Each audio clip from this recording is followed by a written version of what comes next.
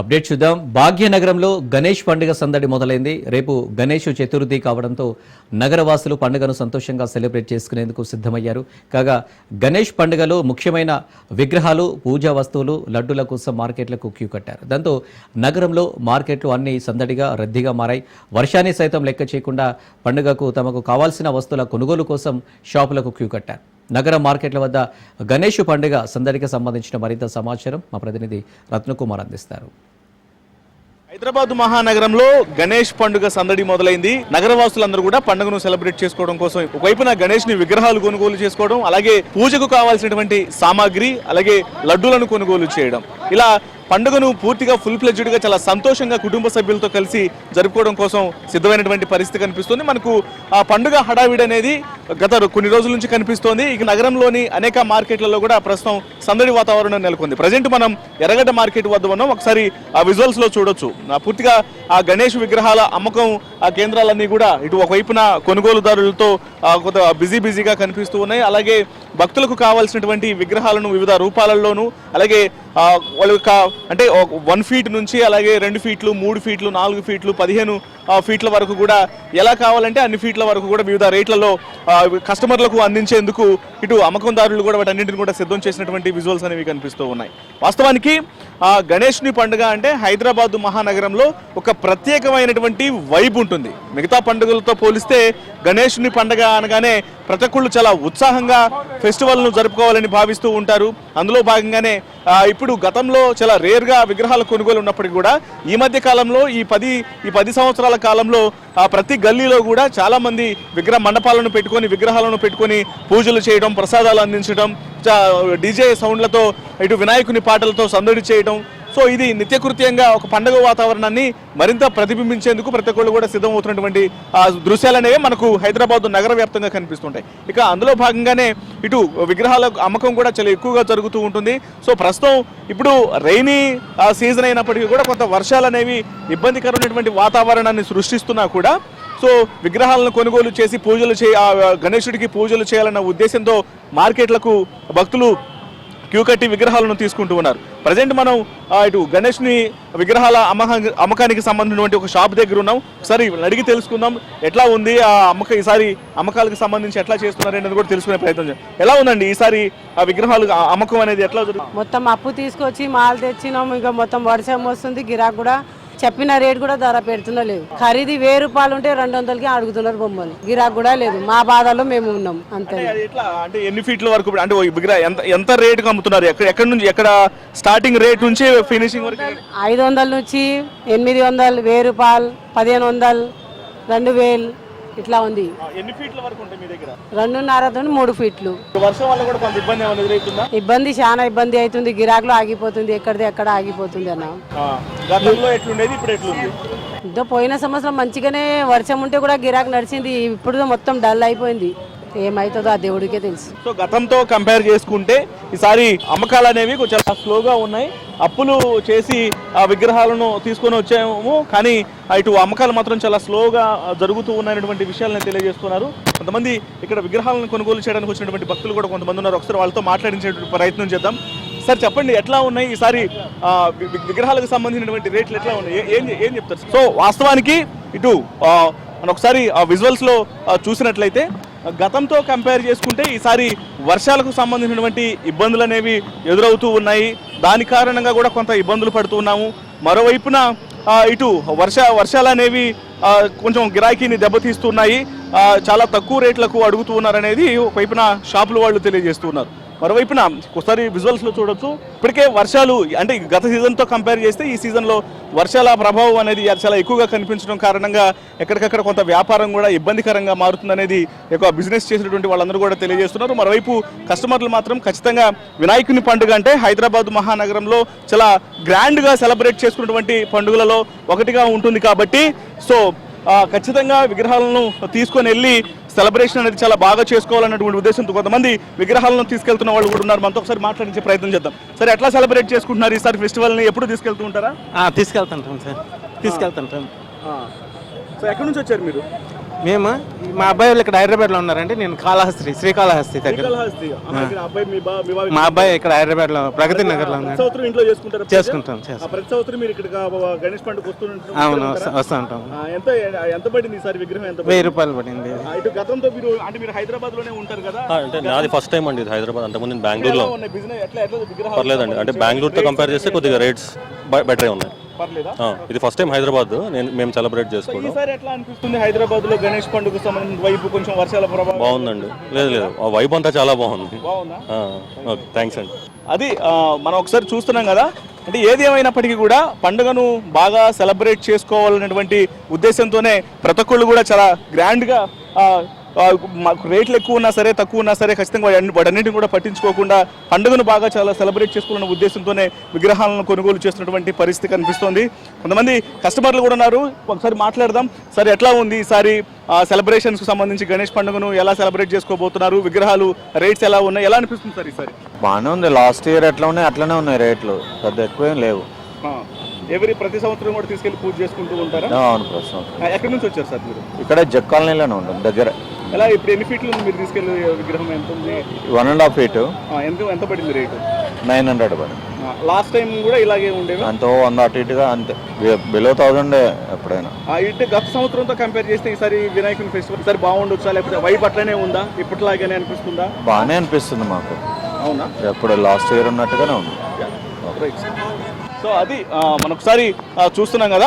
So ప్రతి సంవత్సరం ఎలాగైతే సెలబ్రేట్ చేసుకుంటామో ఈసారి కూడా అలాగే సెలబ్రేట్ చేసుకుంటాం అనేటువంటి విషయాల్ని తెలియజేస్తూ ఉన్నారు. సో ఇక్కడ ఆల్రెడీ కొంతమంది విగ్రహాలను కొనుగోలు చేసినటువంటి వాళ్ళు కూడా ఉన్నారు. ఒకసారి మాట్లాడించే ప్రయత్నం చేద్దాం. తీసుకున్నారా? విగ్రహాన్ని తీసుకున్నారా? సో ఎట్లా ఉంది ఈసారి? ఎట్లా సెలబ్రేట్ చేసుకోబోతున్నారు? ఎలా అనిపిస్తుంది? ఎప్పటిలాగే సెలబ్రేషన్ చేసుకోవాలనుకుంటున్నాం. ఈసారి ఇంకా ఘనంగా చేయాలనుకుంటున్నాం. యావత్ తెలంగాణ ప్రజలేంది అందరూ భారతదేశ ప్రజలు అందరూ కూడా మంచి భక్తి మార్గంలో నడవాలి. ఇంకా చైతన్య పరులు ప్రతి ఒక్కరు అవ్వాలి.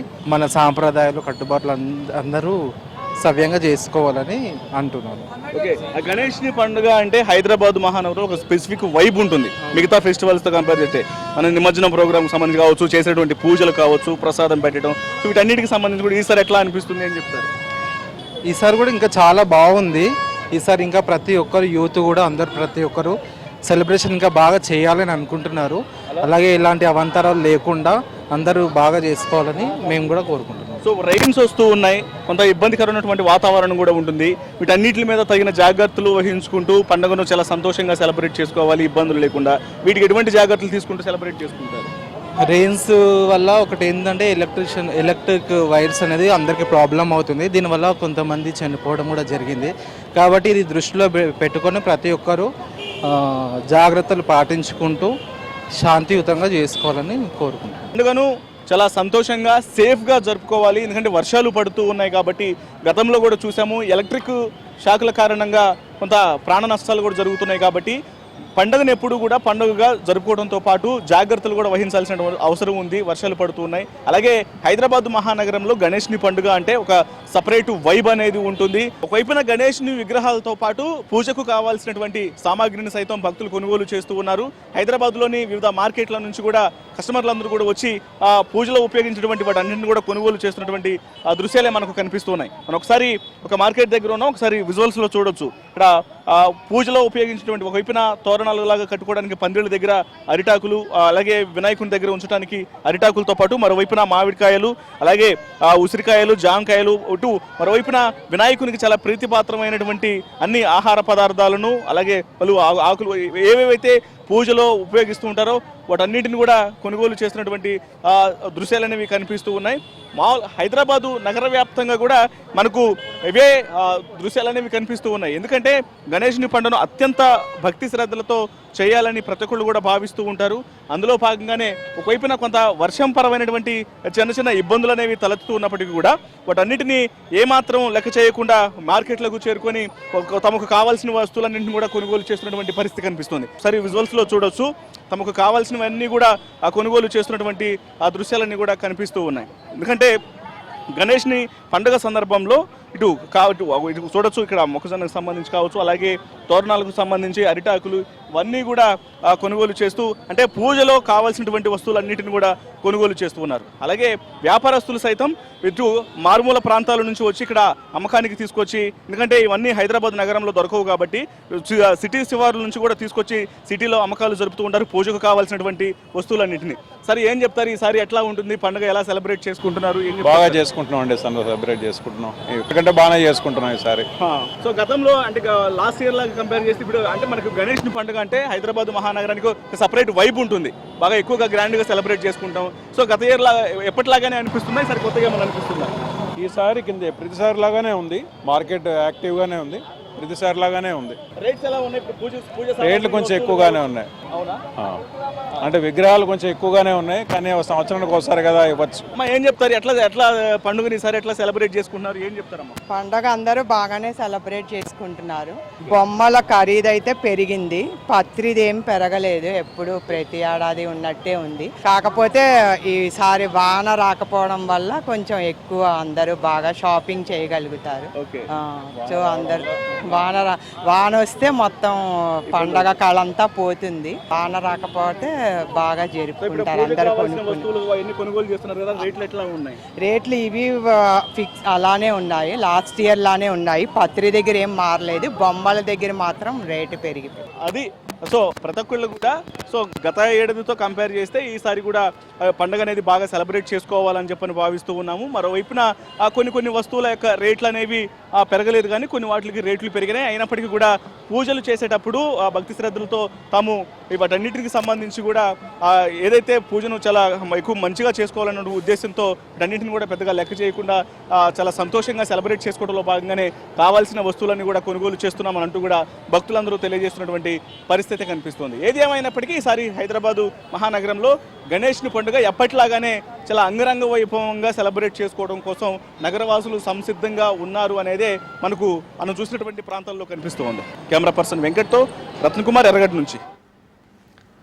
పంచాయతీ ఎన్నికల కోసం రాష్ట్ర ఎన్నికల సంఘం సమాయత్తమవుతోంది. సెప్టెంబర్ 30 లోపు ఎన్నికలు నిర్వహించాలని ఇదివరకే తెలంగాణ హైకోర్టు ఆదేశాలు జారీ చేసింది. రాష్ట్ర ప్రభుత్వం రిజర్వేషన్ను ప్రకటించిన వెంటనే ఎన్నికలు నిర్వహించేందుకు వీలుగా ఎన్నికల సంఘం ప్రిపేర్ అవుతుంది. గ్రామ పంచాయతీ ఎన్నికల నిర్వహణ కోసం డ్రాఫ్ట్ ఓటర్ల జాబితా ప్రచురణ, రాజకీయ పార్టీలతో సమావేశాలు, అభ్యంతరాల స్వీకరణ, తుది ఓటర్ల జాబితా విడుదల కోసం రాష్ట్ర ఎన్నికల కమిషన్ నోటిఫికేషన్ విడుదల చేసింది. ఆగస్టు 28 నుంచి మొదలయ్యే ప్రక్రియ సెప్టెంబర్ 2న ఓటర్ల తుది జాబితాతో పూర్తవనుంది. ఈ వారంలో నిర్వహించే కేబినెట్ మీటింగ్లో స్థానిక ఎన్నికల రిజర్వేషన్లకు సంబంధించి రేవంత్ సర్కార్ నిర్ణయం తీసుకున్నట్లు ఫీలర్లు వస్తున్నాయి.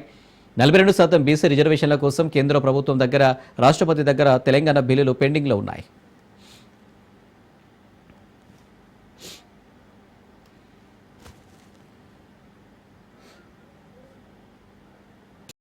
ఈ నెల 30 నుంచి తెలంగాణ అసెంబ్లీ సమావేశాలు ప్రారంభం కానున్నాయి. 3 రోజుల పాటు అసెంబ్లీని నిర్వహించే యోచనలో ప్రభుత్వం ఉంది. ఈ నెల 29న ముఖ్యమంత్రి రేవంత్ రెడ్డి ఆధ్వర్యంలో కేబినెట్ సమావేశం నిర్వహించి తర్వాత రోజు నుంచి అసెంబ్లీ సమావేశాలు నిర్వహించనున్నారు. కాళేశ్వరం కమిషన్ నివేదికపై అసెంబ్లీలో చర్చించనున్నారు.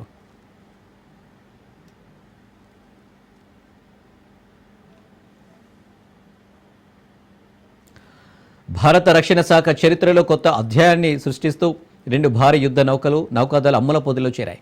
నీలగిరి తరహా ఆధునిక యుద్ధ నౌకలలో కీలకమైన ఐఎన్ఎస్ హిమగిరి, ఐఎన్ఎస్ ఉదయగిరి సమర్థవంతమైన సాంకేతికతతో తయారై విశాఖపట్నం వేదికగా జాతికి అంకితమయ్యాయి. ఈ 2 యుద్ధ నౌకలు ప్రాజెక్టు 17 భాగంగా మల్టీ మిషన్ స్టెల్త్ ఫ్రిగేట్లుగా రూపుదిద్దుకున్న రక్షణ మంత్రి రాజ్నాథ్ సింగ్, భారత నౌకాధిపతి అడ్మిరల్ త్రిపాఠి ద్వారా కమిషనింగ్ చేశారు.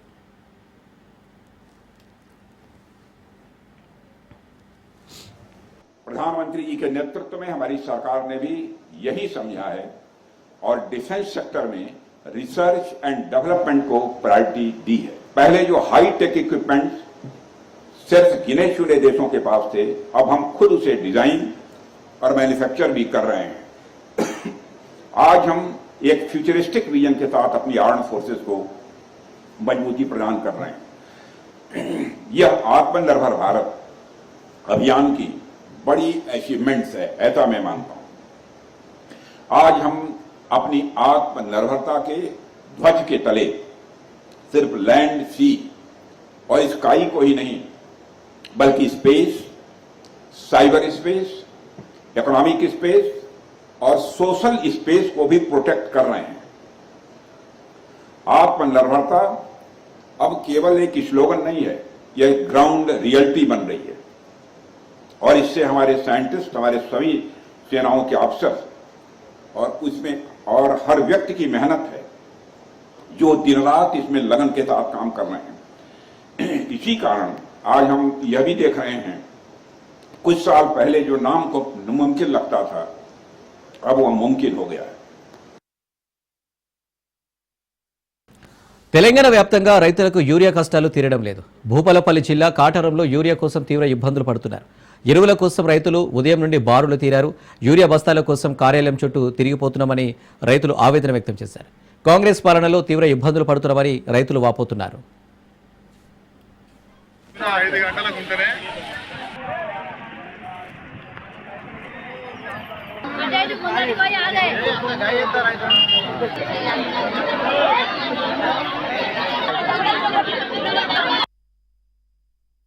ఏడు గంటలకు వచ్చినాం.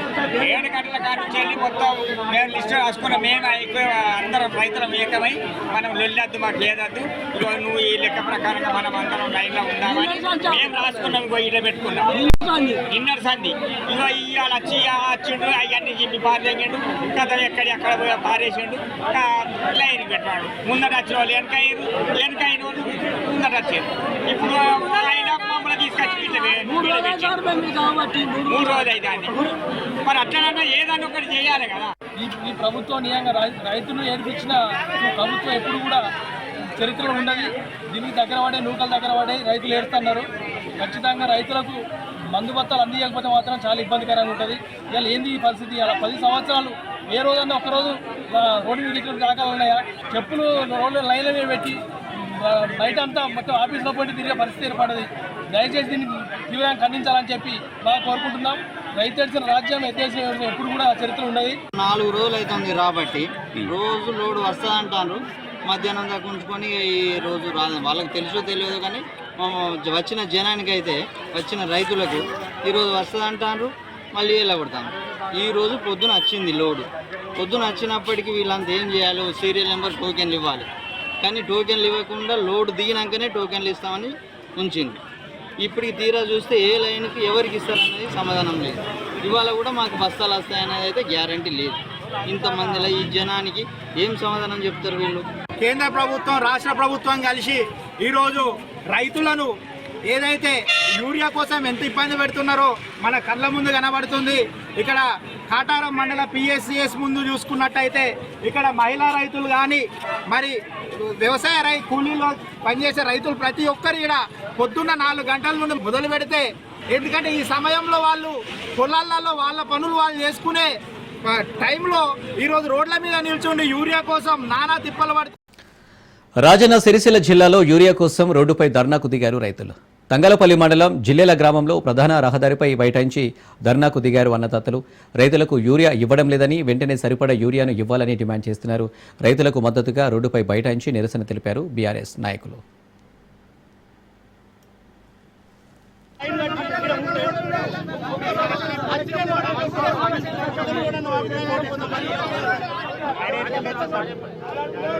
లోడ్ వస్తుంది. మనం ఇప్పటికీ ఆల్రెడీ మనకు ఒక 370 మెట్రిక్ టన్నుల దాకా వచ్చింది. మనం 450 వాడతాం సీజన్కి ట్యాక్స్ నుండి. ఇప్పటిదాకా 370 వచ్చింది. ఇంకా మనకి ఉన్న టైం 25 రోజులు టైం ఉంది. అవి కూడా వస్తాయి. ఒకటేసారి కాకపోతే మీరు ఏంటంటే 10 రోజుల తర్వాత వాడేటోళ్ళు కూడా ఇప్పుడే తీసుకుపోయి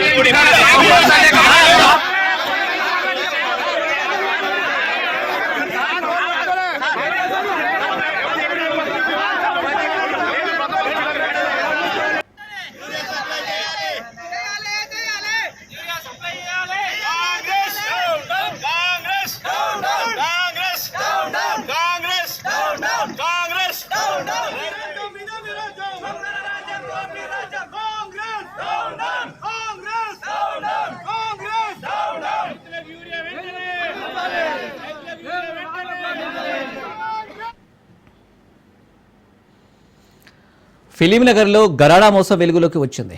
కుదువ పెట్టిన నగలతో ఉడాయించాడు బంగారం వ్యాపారి మాణిక్ చౌదరి. ఫిలిం నగర్లో మాణిక్ జ్యువెలరీస్ పేరుతో నగల అమ్మకాలు కుదువ వ్యాపారాన్ని మాణిక్ చేస్తున్నాడు.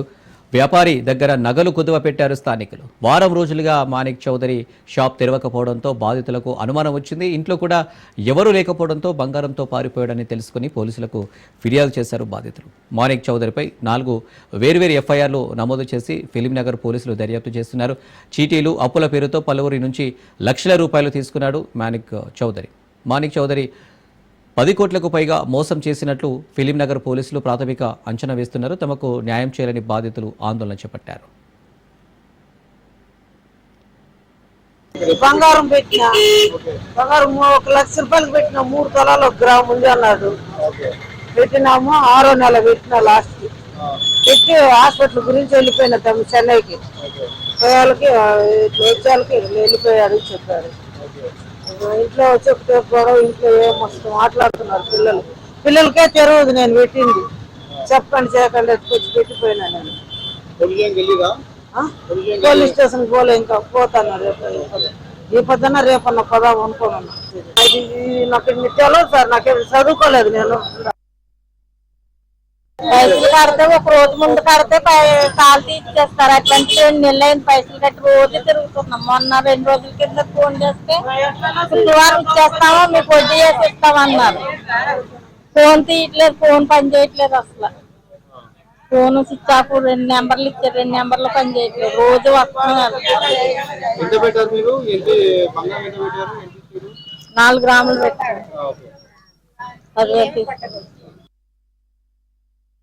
మా ఆయనకు లివర్ ఖరాబ్ అయితే నేను బంగారము 6 తులాలు బంగారం పెట్టినా సార్. నేను పెడితే నేను 1 లక్ష రూపాయలు ఇచ్చింది సార్. నేను రెంట్కుంటే నేను అపోలో పనిచేస్తాను సార్. నేను నమ్మకం మీద ఎన్ని సంవత్సరాలు ఇక్కడ పెడతాను నమ్మకం మీద పెట్టినా సార్. నేను అపోలో చేస్తాను. మా హస్బెండ్ బాగాలేడు, ఇప్పుడు చాలా సీరియస్ ఉండు హస్బెండ్ అని పెట్టిన నేను. ఇప్పుడు నాకు ఈ రోజు నాకు తెలిసింది సార్. నేను వారం అవుతుంది వచ్చి, నేను వారం అవుతుంది వస్తే ఇక్కడ షాప్ అందరూ ఉండి అడిగితే ఎందుకు షాప్ తెలుస్తుంది అంటే షాప్ లేచిపోయింది అంటే నేను అందుకే ఇక్కడనే అందరిని అడుగుతుంటే తెలిసింది సార్ నాకు ఇప్పుడు ఇవాళ. అట్లా నాకు టెన్షన్ అయిపోతుంది సార్. ఒప్పుతున్నాం కదా 6 తులాలు సార్. నేను చేసుకుని బతుకుతున్నా. నాకు చిన్న చిన్న పిల్లలు ఉండు, నాకు చేసుకుంటేనే ఇంట్లోకి వెళ్తుంది సార్. మా హస్బెండ్ కూడా ఇప్పుడు చేసే పరిస్థితి లేదు, చాలా సీరియస్ ఉండు. నాకు ఎట్లైనా దయచేసి మీరు ఎట్లైనా నా బంగారం మాకు ఇప్పించండి సార్. నాకు రాజన్న సిరిసిల్ల జిల్లాలో ఓ మైనర్ బాలిక ఆత్మహత్య చేసుకున్న సంఘటన కలకలం రేపింది. 3 మానవ మృగాల బెదిరింపులు, అత్యాచారంతో బాలిక ఆత్మహత్యకు పాల్పడ్డట్లు పోలీసులు తెలిపారు. ఇల్లందుకుంట మండలం రంగంపేటకు చెందిన బాలికను 2 సంవత్సరాలుగా గాలిపల్లికి చెందిన 3 యువకులు కత్తులతో బెదిరించి లోబర్చుకుని అత్యాచారానికి పాల్పడ్డట్లు పోలీసు విచారణలో తేలింది. నిందితులు బాలిక వీడియోలు చిత్రీకరించి బ్లాక్మెయిల్ చేశారు. బాలిక సూసైడ్ నోట్ ఆధారంగా సెల్ ఫోన్ పరిశీలించగా విషయం వెలుగులోకి వచ్చినట్లు బాలిక తల్లిదండ్రులు తెలిపారు. పోలీసులు కేసు నమోదు చేసుకుని నిందితులను అదుపులోకి అయితే తీసుకున్నారు.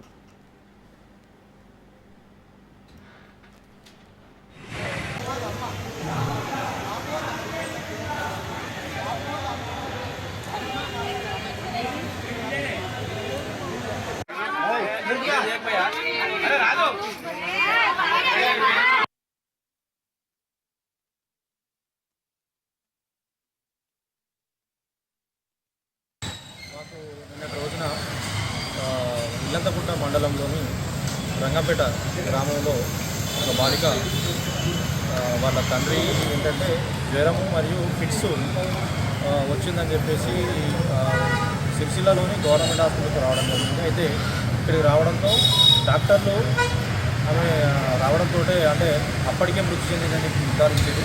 అంటే 17 సంవత్సరాల అమ్మాయి, అప్పటికి కూడా కేసు హిస్టరీ ఏం లేదు కాబట్టి డాక్టర్లు కొంచెం సందేహంతో మాకు ఇన్ఫార్మ్ చేయడం జరిగింది. బాలిక కొందరు వ్యక్తులు దానికి కారణం అని చెప్పేసి మాకు మళ్ళీ దరఖాస్తు ఇవ్వడం జరిగింది.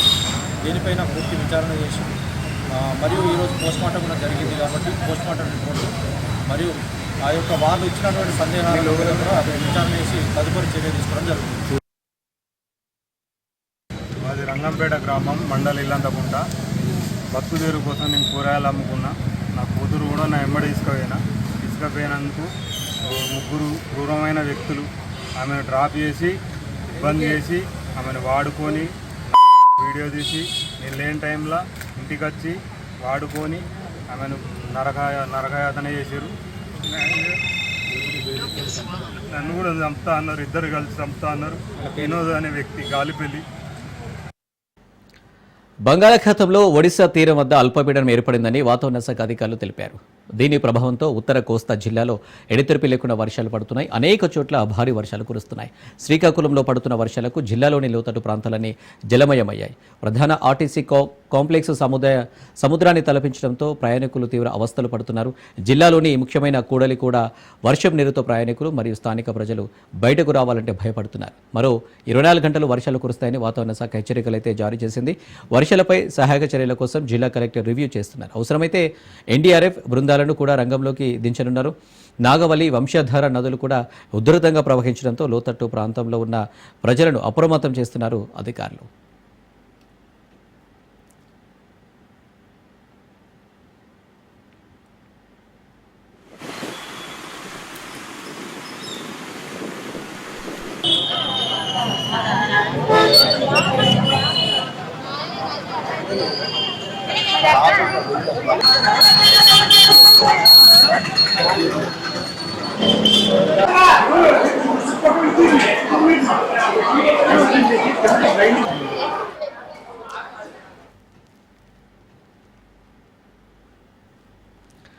కాల్పుల విరమణ తర్వాత భారత సరిహద్దుల్లో మళ్లీ ఉద్రిక్తత చోటు చేసుకుంది. ఎల్ఓసి వెంట పాక్ డ్రోన్లు కలకలం సృష్టించాయి. బాలకోట్, లాంగోడ్తో పాటు గురుసాయి నాలా ప్రాంతంలో డ్రోన్ కదలికలను బీఎస్ఎఫ్ గుర్తించింది.